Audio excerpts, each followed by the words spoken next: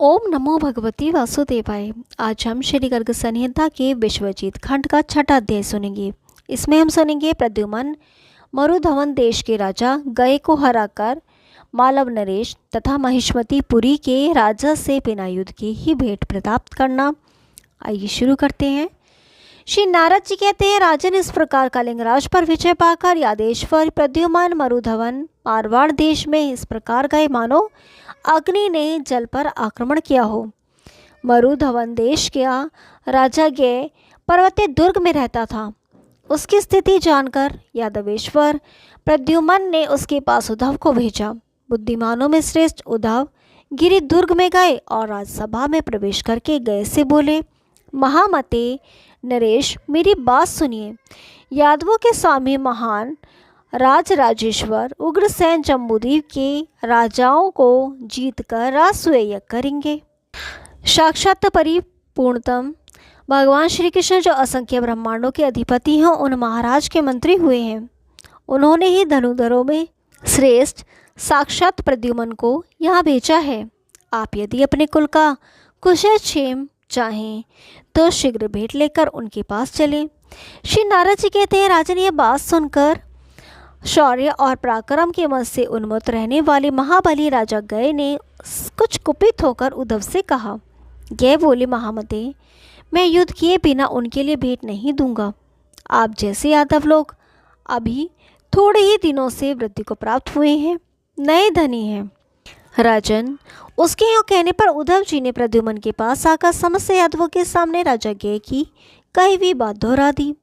फिर तो उसी समय रुक्मणी पुत्र ने गिरि दुर्ग पर आक्रमण किया। गय के सैनिकों का यादवों के साथ घोर युद्ध हुआ। हाथियों के पैरों से नागरिकों तथा पैदल लोगों को कुचलता और वृक्षों को रौंदवाता हुआ राजा गय 2 अक्षौहिणी सेना के साथ युद्ध के लिए निकला। रथी रथियों के साथ, गजाहारी गजाहारियों के साथ, घुड़सवार घुड़सवारों के साथ तथा वीर वीरों के साथ परस्पर युद्ध करने लगे। तीखे बाण समूहों, ढाल तलवार गदा रिडी पाश फरसे शंद्री और भुषुंड आदि अस्त्र शस्त्रों की मार से भयातुर हो गए के सैनिक यादवों से परास्त हो अपना अपना रथ छोड़कर सब के सब दशों दिशाओं में भाग चले। अपनी सेना के पलायन करने पर महाबली गए बार बार धनुष की टंकार करता हुआ अकेला ही युद्ध के लिए आगे बढ़ा। तेजस्वी श्री कृष्ण पुत्र दीप्तिमान ने धनुष से छोड़े हुए बाणों से शत्रुओं के घोड़ों को मार डाला। एक बाण से सारथी को नष्ट करके 2 बाणों से उसकी ऊंची ध्वजा का काट डाली। 20 बाणों से रथ को तोड़ फोड़ कर 5 बाणों से उसके कवच को छिन्न भिन्न कर दिया। फिर महाबली दीप्तिमान ने 100 बाण मारकर गय के धनुष को भी खंडित कर दिया। गय ने दूसरे धनुष को लेकर 20 बाणों द्वारा श्री कृष्ण पुत्र दीप्तिमान को घायल कर दिया।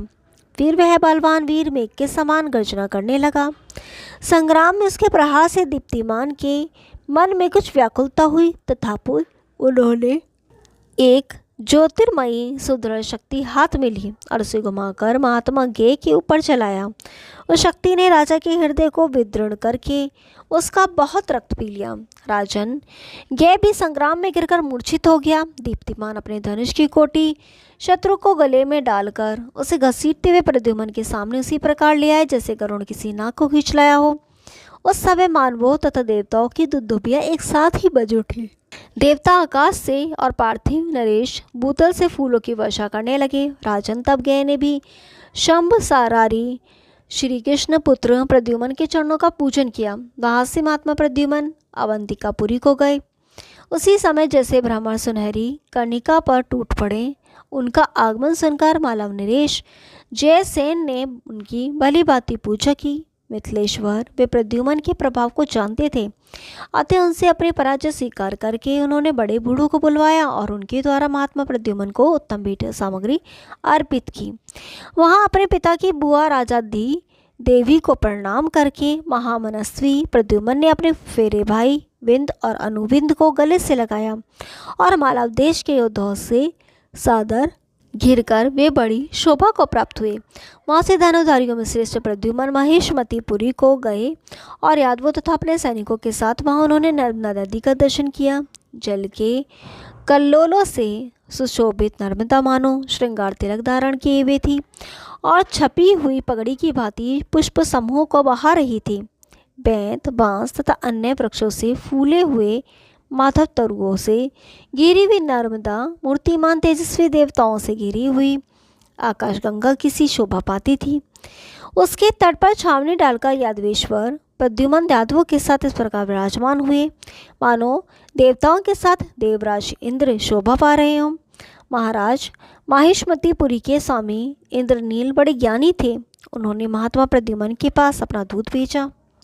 दूत ने प्रद्युम्न राज के शिविरों में आकर हाथ जोड़कर प्रणाम किया और सबके सुनते हुए वहाँ यह बात कही। दूत बोला, प्रभु, हस्तिनापुर के राजा बुद्धिमान धृतराष्ट्र ने इन अत्यंत बलवान वीर इंद्रनील को माहिष्मतीपुरी के राज्य पर स्थापित किया है। अतः वे किसी को बलि या भेंट नहीं देंगे। दुर्योधन को स्वेच्छा से ही ये द्रव्य राशि भेंट करते हैं, बलात् नहीं। आप लोग युद्ध कर सकते हैं, परंतु यहाँ युद्ध से कोई लाभ नहीं होगा।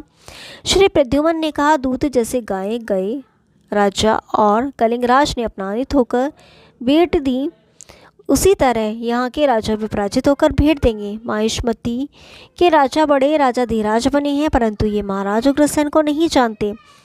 श्री नारद जी कहते हैं, राजन यो कहने पर दूत ने तत्काल जाकर राजसभा में माहिष्मती पति से प्रद्युम्न की कही हुई बात यह कह सुनाई। माहिष्मती के राजा ने देखा कि यादवों की सेना बड़ी उद्भट है, अतः उससे युद्ध करना ठीक नहीं होगा। इसलिए वे 5000 हाथी, 1 लाख घोड़े तथा 10,000 विषयशील रथ लेकर निकले और महात्मा प्रद्युम्न से मिलकर वह सब कुछ उन्हें भेंट कर दिया। ओम नमो भगवती वासुदेवाय। कल 7वां अध्याय सुनेंगे। तब तक के लिए नमस्कार।